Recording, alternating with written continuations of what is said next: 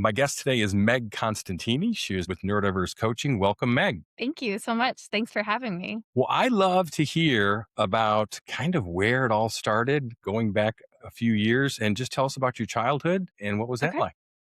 So I was one that never really fit in. I was very different. I grew up, I was bullied a lot in school. And so I was kind of the oddball out. I loved meteorology. I always wanted to be a storm chaser, loved tornadoes, didn't like school, didn't like, being kind of constrained in that bubble, right? And so I was super driven, very smart, played sports, loved people, but was very eclectic, if you will. So I had an interesting background. I was the daughter of a computer science professor. So I interacted with all types of people from a very young age. My parents would have described me as 5 going on 30. I was I was not your typical kid. By the time I got to high school, I was just done with it. Mm, And so I actually dropped out of school when I was 16 and found a loophole and went straight to college. mm, I kind of finished through a different channel, but college was where I kind of found myself. I went to a school that was primarily an engineering school. I was a business student, but we had one girl for every 5 guys. And if you can imagine at an engineering school looking back, this is where I kind of got my start with people on the spectrum, especially, right? hmm And so I was kind of known as Queen of the Nerds. That was my nickname. I would be the girl at the engineering fraternity that nobody went to, and mm. it was different. So I graduated when I was 20, and I had spoken at a conference in Chicago, and one of the top 5 banks in the country recruited me. When And you were 20 so, years old. yep. Yep. And so I took a leadership position at that time. I had actually already been a marketing director by that point and had some good experience, but I jumped into leadership. In fact, my first day on the job, all of my new employees and coworkers and leadership team wanted to take me to the bar, and I couldn't get in. You're too young. I was too young. Yeah. So yeah, so that's a little bit about my childhood and kind of to that point. And what was your focus in business and how did your business career progress? So I started in business management. When I was in college, I actually switched my major 5 times, and business was the one that just kind of resonated with me the most. And I was very passionate about it. I spent nearly 20 years in the financial services industry as a leader and an executive at times. And I loved it, but I love the people aspect. I love being a people leader. I love managing people. I love developing people, seeing people excel and grow. I managed a lot of projects, a lot of technology projects. So over the years, you can imagine I had a lot of employees on the spectrum. I had a lot of tough situations at work I had to manage. And that was one thing about me, is that I was kind of given those projects because I was known as somebody that could be the middleman, the one that could deal with the tech teams and, the people that some of the leadership groups didn't like to deal with. But then I could be that intermediary. And I find, looking back now, that I think I've been called to this my whole life. It's just been a matter of preparing myself along the way. hmm Now, what led to the transition from business career to coaching? Yeah. So I had been coaching a lot, right? Whether it had been career, businesses, and things on the side. I am in a neurodiverse marriage myself. We had been through really, really hard times and had come out the other side and been thriving. And so I had start to mentor other women and coach other women in that aspect. And I loved it and I felt called to it. And, for me, faith is very important. And in my last position, I just started to feel more and more like God had something different for me. And we got to the point where we were at a very difficult crossroads. We had just been acquired and things weren't going that well. And there was I remember there was a day that I had a new boss and she had asked me to do the impossible and go in front of all the regulators and things.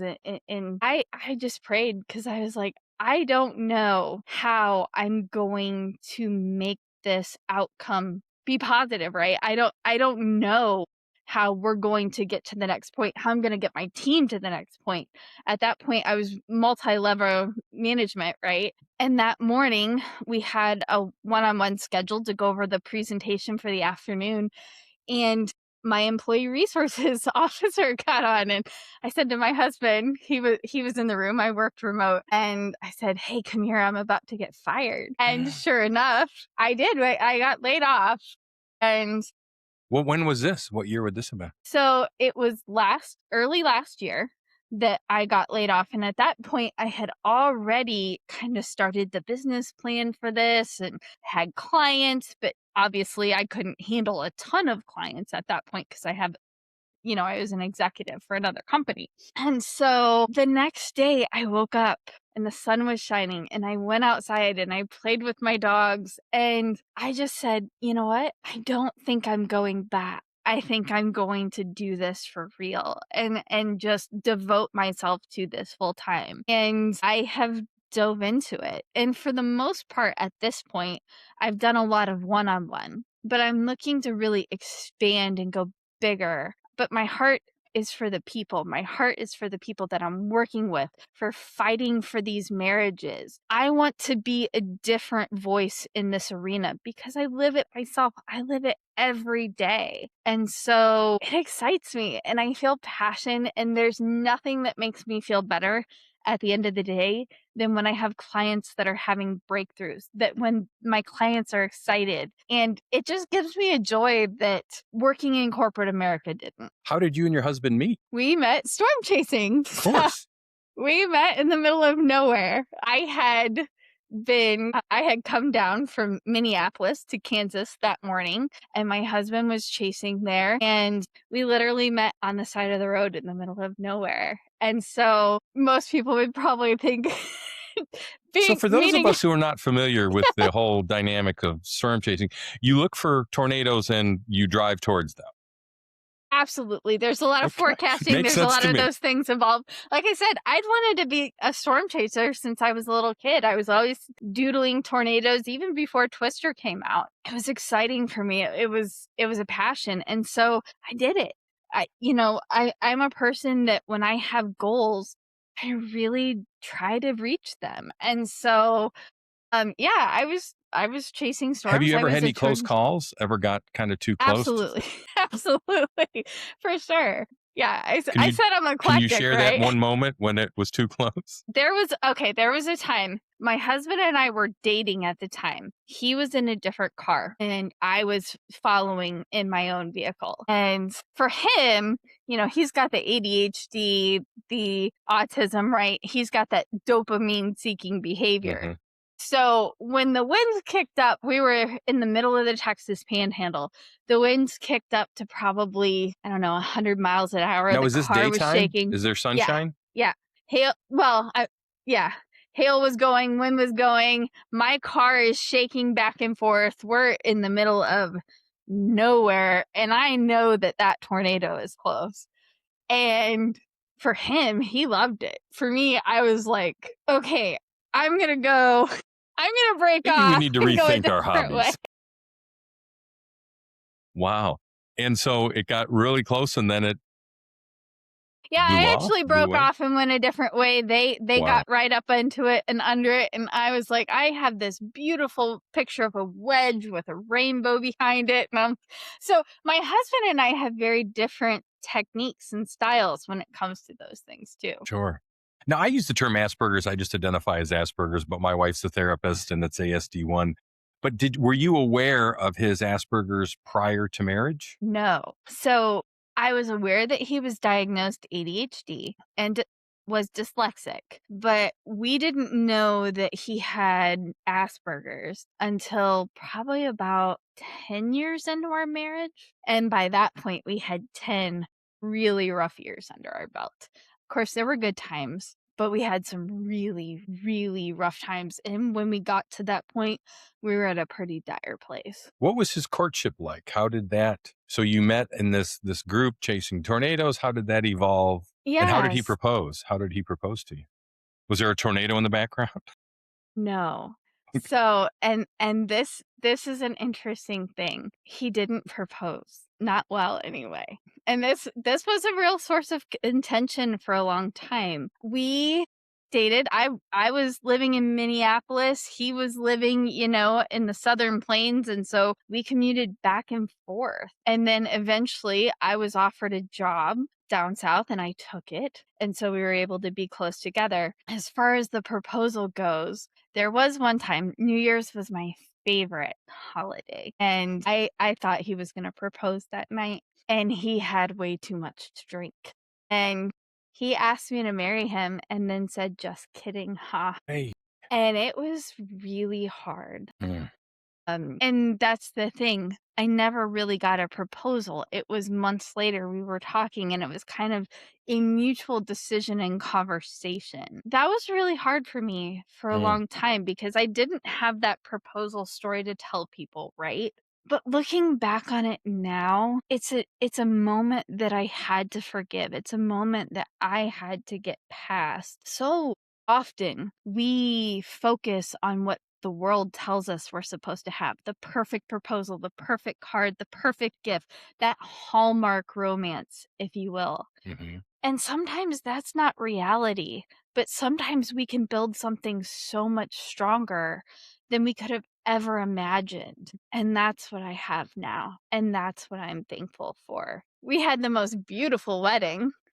We got married in Rocky Mountain National Park. We had some friends and some family there, and all of them still talk about it to this day. It was low key. I think we spent less than $1,500 on the whole thing, including reception, a Mm. nice restaurant, and everything for everyone. And we just had fun. We were both an hour late to our wedding. So over time, there have been those things that I've had to grieve and forgive. There's also been a lot of fun and things to roll with the punches with. And so the reality is, for anyone, nothing's ever perfect. Marriage isn't perfect. We are two imperfect people coming together to form something that can be amazing if we let it be. It can be the worst thing if we focus the wrong way.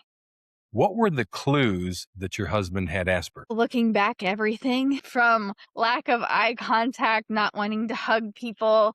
I would say he definitely has the what they call autism eyes, if you will, which his doctor has diagnosed as exophoria, which I don't often hear people talk about being that way. So many things. He's an extreme genius. He's the smartest person I know. He does get a lot of social anxiety, time blindness for sure. Things that I will have said last week, he'll have thought I said it 2 minutes ago or 5 years ago. Like that time and that understanding of time isn't concrete.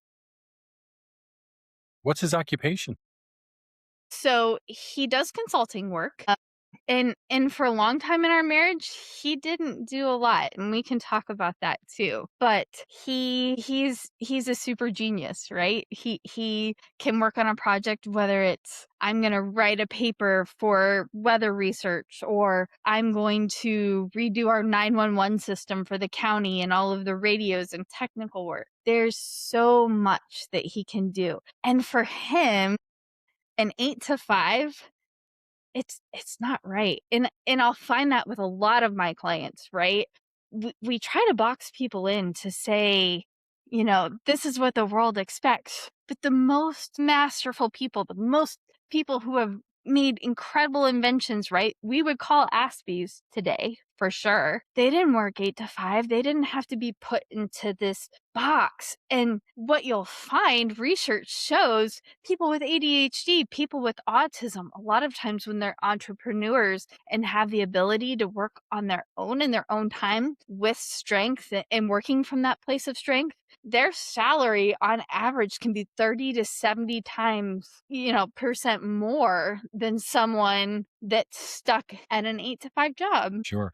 What was the Asperger's acceptance process with your husband? So for him, he actually came to me with it.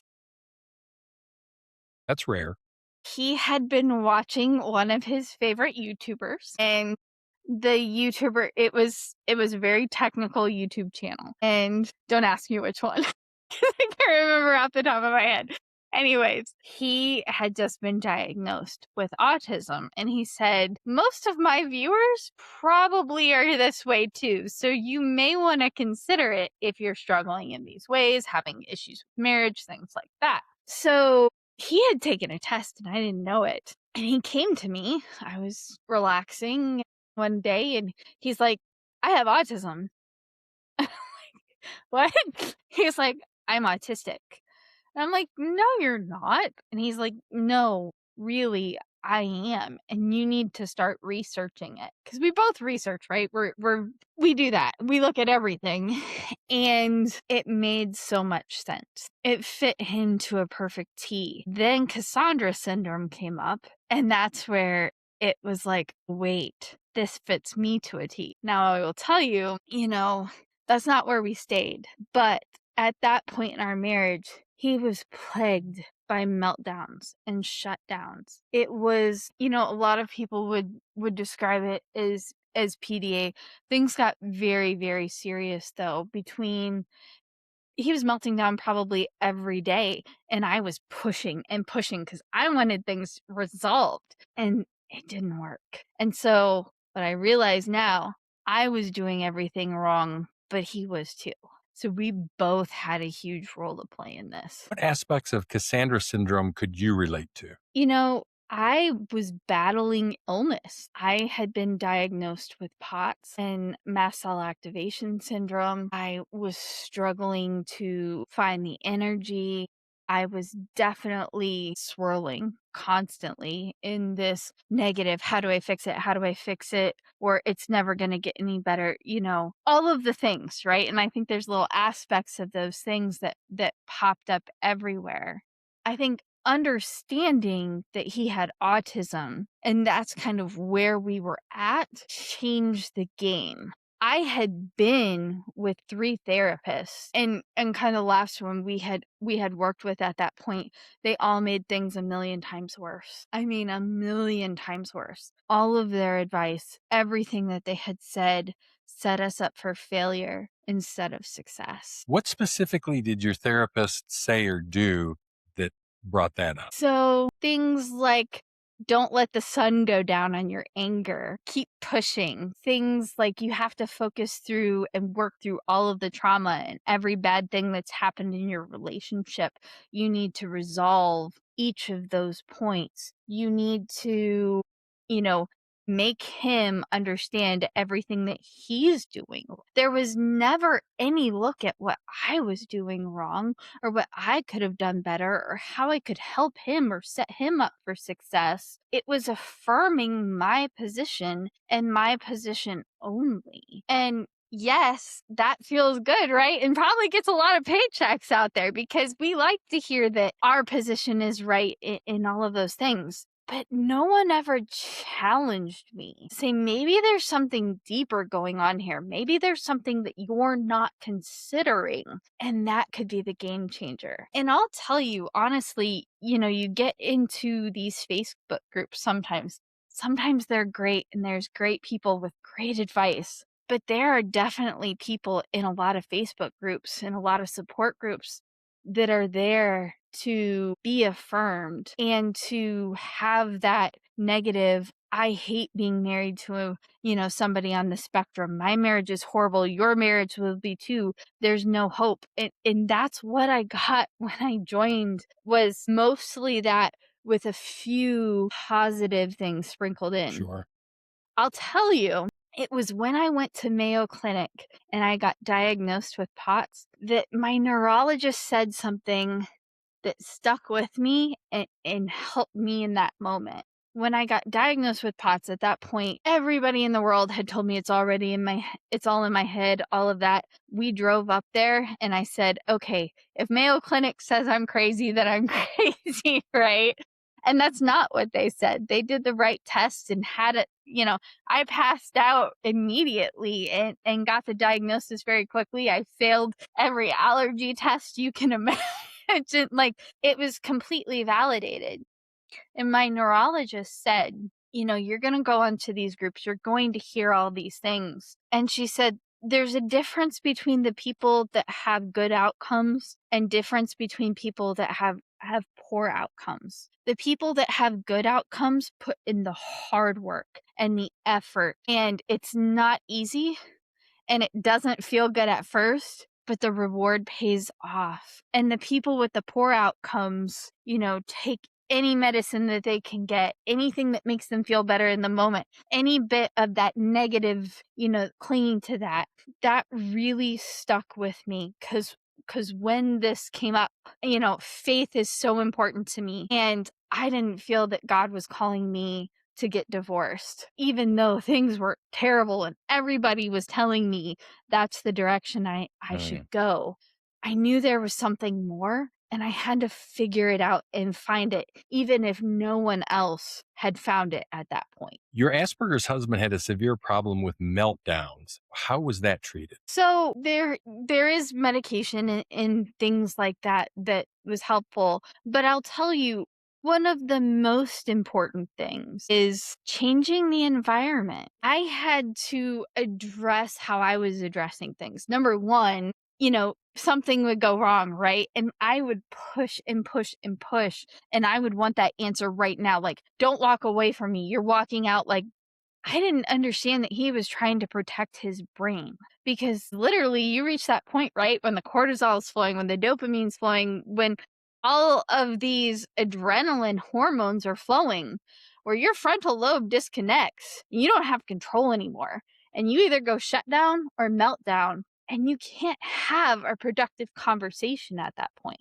I didn't know it. And I was pushing him and pushing him and it was not healthy. We had also done things in our environment where we took on too much stress. I would always try to help him, every idea, fostering things. And it got to the point where we were surrounded by chaos and we had to address our environment as well. We had bought this house and it had a lot of acres and fun things and everything that we thought we wanted.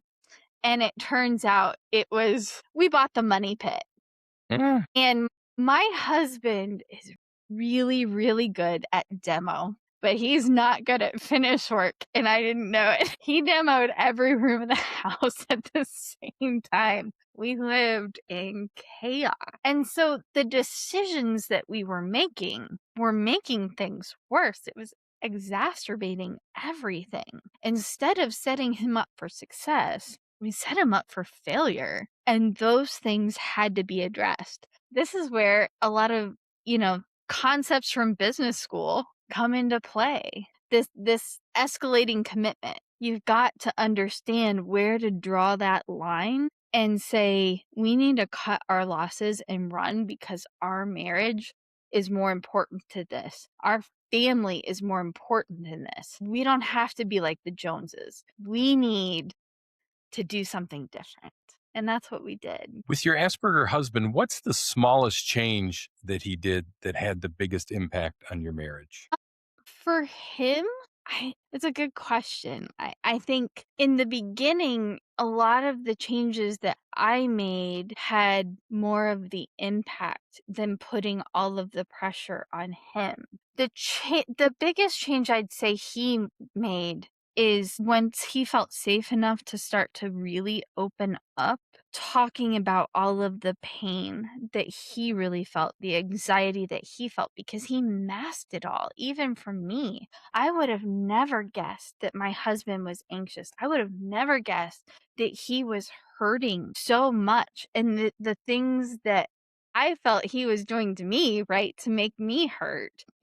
All of the not giving me what I needed emotionally, not doing this, not doing that. Inside, he was scared and he didn't know how to meet my needs. And that's something that I see often is that, as women, we don't want to be the parent of our husbands. But the way that a lot of our Asperger's husbands grew up being told you need to be normal, you need to fit in, you need this. They learned how to mask, but they didn't learn how to operate in a way that works, in a way that works for them. They didn't learn how to treat a wife, how to be a husband. My husband will say most of the things that he learned, he got from 90s TV, and he wasn't watching rom-coms, right? Mhm. So, you know, that was his normal. And it wasn't until we started taking that pressure off and me taking that pressure off him that he felt like he could start to open up. And I describe it as kind of peeling back the layers of the onion, because once we got deeper and deeper, he knew how to feel. He may not have known how to describe what he was feeling. Mhm. He may not have been able at first to put it in words that I understood, but we got there. So often I say husbands and wives in a neurodiverse marriage, they start communicating and they're trying Mhm. really hard, but they're going like this instead of going like this. And my goal is to really help people get to this point. You can't argue with Asperger's. When your husband does something frustrating, how do you communicate that without it escalating to a meltdown? So it's very important not to pour it all on at once. It's very important to make sure the timing is right. If he is really frustrated or having a hard time, that's not the time to have a big discussion or implement a big change. So it's really important to read the room and understand where his body is at, where his mind is at.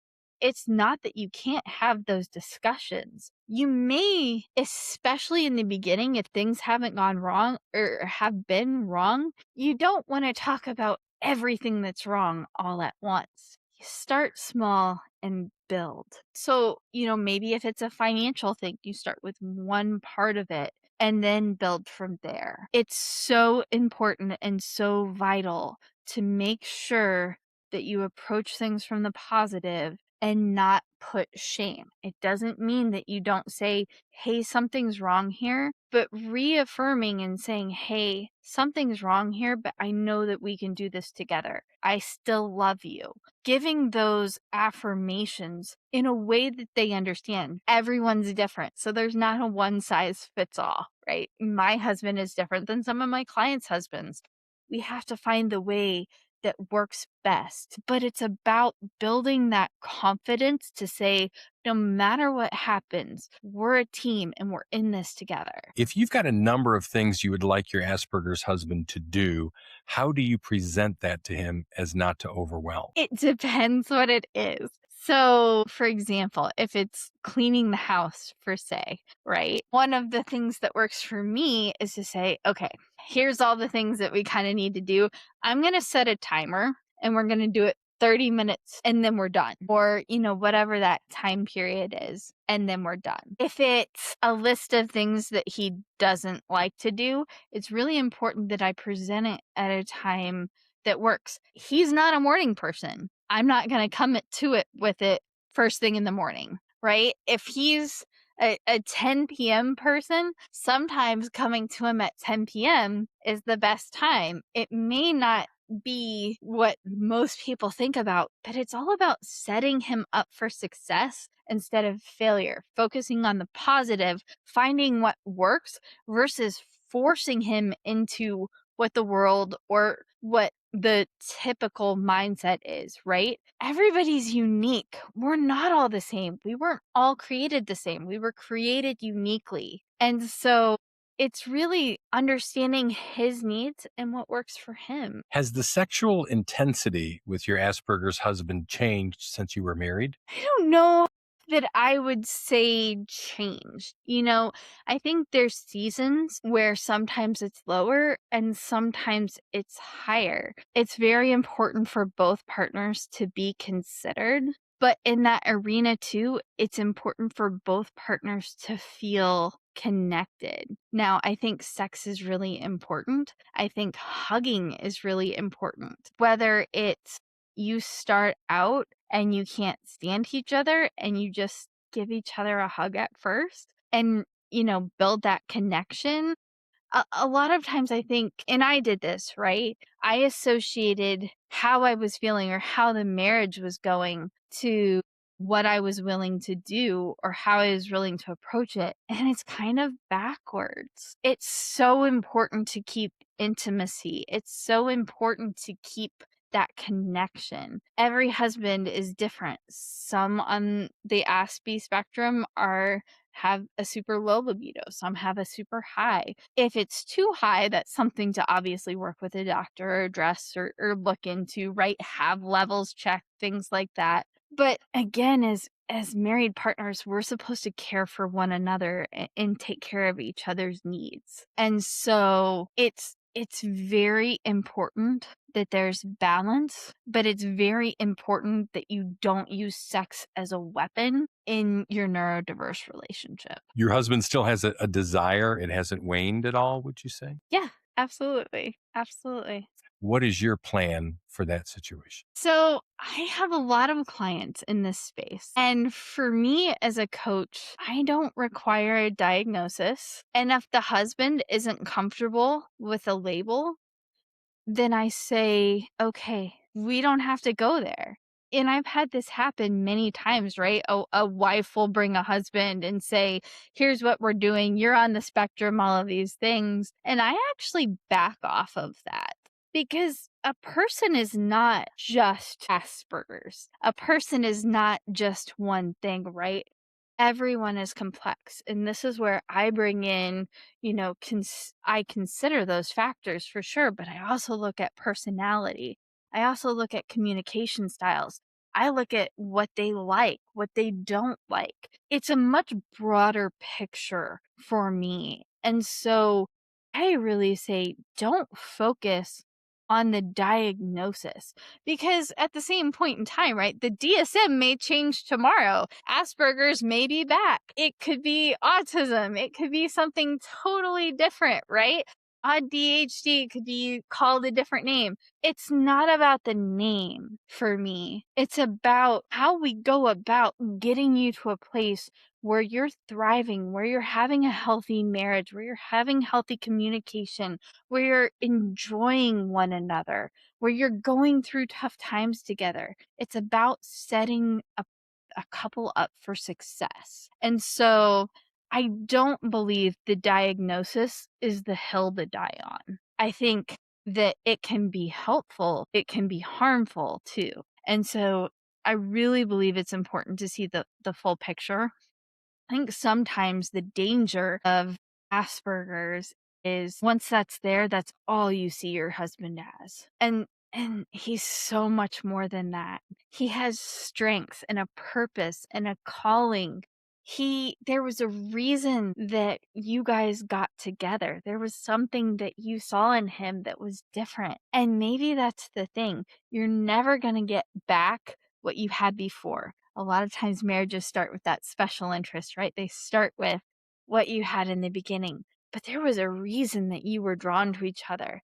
And that reason doesn't go away. Sometimes it needs to be found again. Sometimes you have to learn, okay, we need to throw out the way that we're operating, realize that we're not going to have a Hallmark style romance, but we can have something that's deeper. We can have something that is so incredibly strong. I truly, truly believe in the power of these marriages. These men are amazing. They are capable of amazing things. So many of them are super geniuses, but we're not letting that part really come to the surface. Sometimes we stifle it instead of say, okay, you're different, but your difference makes you special. How can we work together to build something special together? Instead of focusing on everything that's wrong, how can we focus on what's right? For a wife with Cassandra syndrome who's ready to leave, how do you stabilize things? Say the husband has been delayed, he hasn't accepted it. All of a sudden, the wife says, I'm leaving. Now he accepts it, but she's just had enough. And what if is ever a separation agreement, a therapeutic separation, a parallel living agreement? Have you ever worked in those cases? And how do you stabilize that situation? I have for sure. So, the first thing I try to do is really get an understanding, and for me, I'm very perceptive and I see both sides. This is something really important to me, is that I feel the wife's pain, but I can see where the husband's coming from too. And so I really take a look at, how can I set this couple up for success? Sometimes that is separation, right? And I just did a separation agreement last week and worked through it. It's not my go to. I really want to see if I can get a couple to laugh together,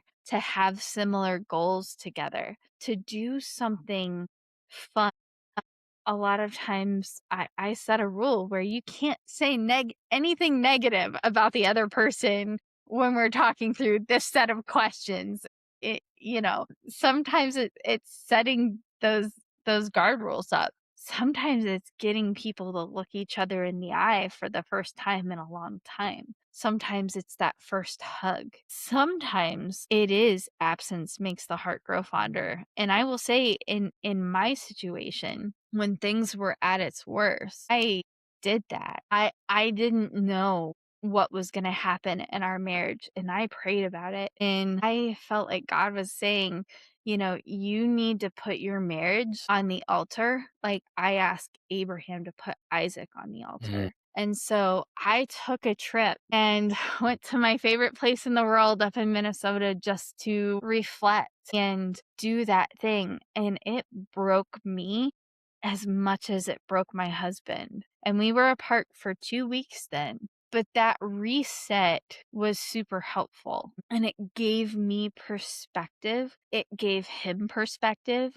and we were able to come back together and say, let's do this. With a therapeutic separation, how important is that to have that component in it? You know, Somebody goes away for every other weekend, something like that, where it's just separation for a few days, a The week. thing yeah, the thing that I will say is, everyone is different, and it really depends on what their individual needs are. I don't think in this space there's ever a one size fits all, and it certainly depends on the amount of time and the amount of heartache that's there. It depends on personality, age. I have several clients in their 80s actually, and it's never too late, but everyone is different. There's not one thing I think that's worked. It's that you have to step away and you have to work on your own self, whether that's, if you're a person of faith, diving back in and making sure that that's the priority and finding that again. Healing is very important, and forgiveness is important. I think if you're just looking on the past and everything bad that has happened, that's kind of the direction you go in. If you can sit and reflect on the good times, if you and this is one of the things that I build in, is make sure that you're making a list of what you love about the other person. With my Christian clients, I have them pray for the other person. And I say, some days that's going to look like, you're angry and it's taking everything that you have to say something good, but it's a start. And it's these seeds, whether we grow the seed of discontentment into bitterness and into hatred and all of those things, or whether we grow the seed of, I want to forgive, I may not be there yet, I don't know how to move this forward, but I'm willing to try. These are the important components. I find if you do the separation, it's so important, again, that you set up for success instead of failure. Don't break the rules. Do it the right way. Do it the way that you agreed. Do the self reflection and come back together. How important is it within a trial separation, therapeutic separation, to have someone like yourself oversee it to where you have an accountability loop, that things are stay in place to where it's not, oh, we had a few good days. now we can move back into the same room. I think it's very important depending on the person. And I will say this, whether it's any therapist, any coach, any mentor in any situation, any walk of life, make sure that the person in your court is at a place that you want to be. If you're working with a therapist or coach that is themselves been married and in this position and is divorced and their marriage failed, you're going to be more likely to head down that path. If you're working with somebody who's happily married and come out the other side, you're more likely to go down that path. It's really important to have somebody walk Hmm. with you for accountability, whether that be a friend, whether that be a mentor, whatever that looks like for you. The most important thing, though, is that when you give somebody access to speak into your life and to have that access into your life, that they're a person that you can trust and they're a person that you want to become. So if I'm working with somebody that's young and wants a job, right, I want them to be mentored and partnered up with somebody that's in that space. If I've got somebody that's a drug addict, right, I don't want to stick them with a counselor that's doing heroin on the Sure. side. I want them with somebody that's going to speak life into them who can is where that person wants to be in the future. What are some simple things that an Asperger husband can do to incorporate affection and intimacy back into his marriage on a daily basis? So, I think the biggest thing is the little things and know that you may get rejected at first, but keep trying. Look at your wife's love language, right? If she loves to be touched, make sure to touch her. Make sure to rub her back or hold her hand. It doesn't have to be a grand gesture. If your wife likes cards and gifts of affection, write her a simple note. It doesn't need to be 20 pages. It doesn't need to be a Hallmark movie. It's the small things that matter. I remember my husband gave me this card after we started improving, and he made a joke about his being on the spectrum, right, in the card. And just said that he was grateful for where we're going. It was the little things. It didn't need to be a big gesture. It was the little things. Now, are And you doing with that. your husband all day? Do you work together in the same home? Yeah, yeah. So he works from home and I work from home. So we are typically around each other all day. That can be very challenging. I'm in the same spot. Okay. Well, and it's something that Yes. because my wife was a therapist and she, before COVID, she had an office and then all her clients went virtual. I was on the road with my position and then we came in and it was very hard because, they say about Asperger burnout when you're in the workplace and you got to kind of, my gosh, I got to make all these people happy. And it almost for me became the Asperger burnout was transferred to my home workplace because now I had to be aware of my wife's emotional needs throughout the day and making sure I'm doing everything right. And that's, of course, 6 years ago. Things have gotten better. But what about that when the NASA scientist or somebody retires and they come home, they were laid off, and all of a sudden now they're home with their wives all the time. How Yeah. does one deal with that? Because I kind of wish now I had an office I could go to 8 hours a day and come home. Everyone is different. Some people do really good at home. Some people need to go. I don't think that's just, related to who's on the spectrum and who's not, because being in industry, right? When we all got sent home from COVID, I can't believe how many of the executives got laid off. They're or not laid off, divorced, I'm sorry, Mm, because all of a sudden they're at home with their wives. They're never home, right? You're used to working 80-hour weeks and only seeing their sure. wives and kids, here and there. Now they actually have to see them, and it's not what they want. And we All that forget. traffic's not that bad. Yeah, we forget how to have fun together, though. And Hmm. so this is the thing, working outside of the home and working away from your family is a relatively new construct within the last, 100, 200 years, right? So how do you keep it fresh? How do you keep it alive? How do you give each other the space that you need, but also, make sure that Maybe somebody makes lunch for the other person. Maybe it all depends on the individual, right? So if your husband can't focus because you're around and you can do 10 things at once and he can't, it's really important that you respect that and you don't go interrupt him, because he has work and he needs to get that done too. It's all about setting each other up for success and not taking up that offense, not taking up that, he's focused and he just doesn't have time for me. Realize he's providing for me. He's working hard for our family. This is again a place to look for the positives and not the negatives, because the goal, is to have that happy, healthy marriage.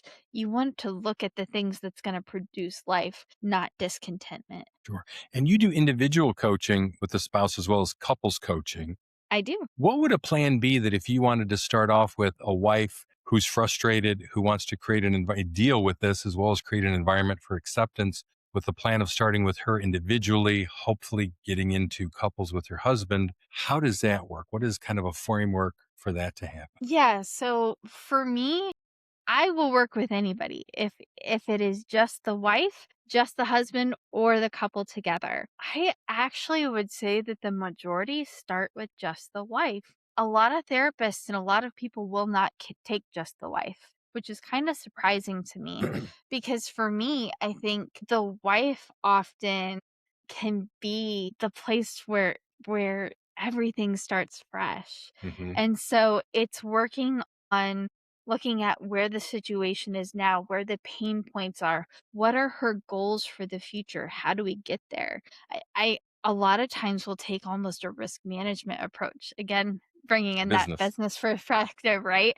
Where I look at issues management. For a long time, I ran a risk and compliance organization. I look at what are the issues and what are the root causes, and then how can we make goals out of those to overcome them? I will tell you that often just working with the wife, I see immense improvement. I have seen marriages where the wives are working with lawyers and we talk and start meeting, and now they're happy and thriving. And so I really fight for these marriages, and everyone is different. Every wife is different. Every personality is different, but I dive in and I do a lot of work behind the scenes. For me, prayer is powerful. I spend a lot of time praying for my clients. In fact, every morning, the first thing that I do is wake up and spend time with God and pray about my clients, pray for their marriages, pray for their families.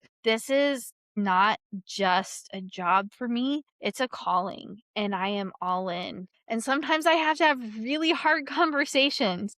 And sometimes the wives go away angry and it's a couple weeks, sometimes never, right? That they come back. For me, I'm not going to be that affirming only voice. I'm going to say the hard things. I'm going to speak the truth. I'm going to care about my client more than they could ever imagine. Well, and you don't want a therapist or coach that's just going to validate whatever you say. Yeah.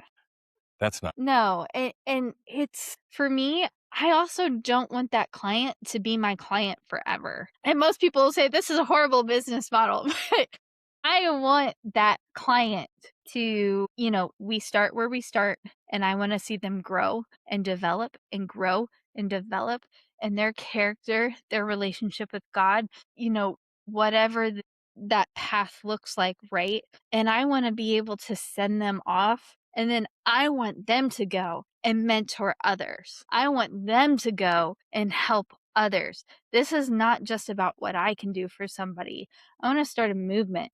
There are hundreds of thousands of neurodiverse marriages, oh my right? gosh. This is this is a space that it is so needed. And so for me, I don't just want to stay with my clients. I want them to thrive, and then I want them to make a difference too. How important is it for an Asperger's husband to demonstrate that he's a spiritual leader in his home? For me, that started just with 30-second prayers, praying out loud. Yes, praying with my wife, putting on praise and worship music in the morning, just doing some simple things, texting my family with a prayer. How important is Yeah. that? I think so often especially the church paints this picture of what the spiritual leader of the home looks like. And that picture is often a very feminine picture. Um, a lot of people, we've softened this. And sometimes that doesn't look like the man praying for 2 hours and then, being this, here's where we're gonna do all of that. It starts in the small things and then it grows. It starts with praying for your wife. It starts with reading in the Bible. It starts with taking care of yourself. I go back to, what did Jesus tell us was the most important commandments when asked, right? He said, first, love God. Hmm. And then he said, love others as yourself. And this is where the focus is. Sometimes those husbands will take on that a spiritual leader is all about making sure your wife and your kids' relationship with God is strong. I will argue every second of every day that it is just as important and even more important that first you make sure your relationship with God is strong. You're praying by yourself. You're reading the Bible by yourself. You're growing. You're living the will of God out for your wife. And then those other things start to fall into place naturally. When you try to force it, it's not natural. When you truly live it, it becomes second nature. Absolutely. And what are some resources that people can have if they want more information? How do your consultations work? A little bit, how Yeah. to access your program? Sure. And I'm getting ready to roll out a whole lot more, but you can go to neurodiversecoaching.com. I do have a Facebook page as well for neurodiverse coaching. You can message me there. I do offer free consultations right now.